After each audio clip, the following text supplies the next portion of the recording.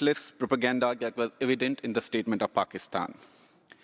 As a responsible member of this council, India would like to remind Pakistan that the agenda under discussion is Vienna Declaration and Programme of Action, VDPA. Nevertheless, what we have been witnessing in this session so far is incessant and insensible ranting by Pakistan that has only exposed their ulterior motive of hijacking and abusing every single agenda of this council to peddle their mendacious narrative aimed at maligning my country. Mr. Vice President, whenever this council discusses the rights of minorities, the draconian state of Pakistan dares to talk about the rights of minorities in egalitarian India, without realizing that their responsibility is to protect people like Asif Parvez, a Christian man from Lahore who was recently sentenced to death under the draconian blasphemy laws of Pakistan. Whenever this council discusses the rights of women, the barbaric state of Pakistan dares to talk about the rights of women in an inclusive democracy like India, without realizing that their responsibility is to protect women like Parsha Kumari, who was recently abducted, forcibly converted, and married to her abductor without impunity in Sindh province of Pakistan.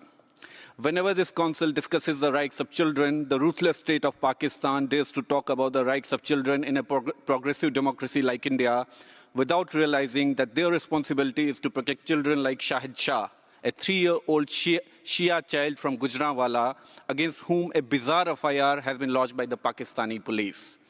Whenever this council discusses the rights of journalists, the deep state of Pakistan dares to talk about the rights of journalists in an open democracy like India, without realizing that their responsibility is to protect honest journalists like Bilal Farooqi, who is being tortured by the Pakistani army in Karachi as we speak.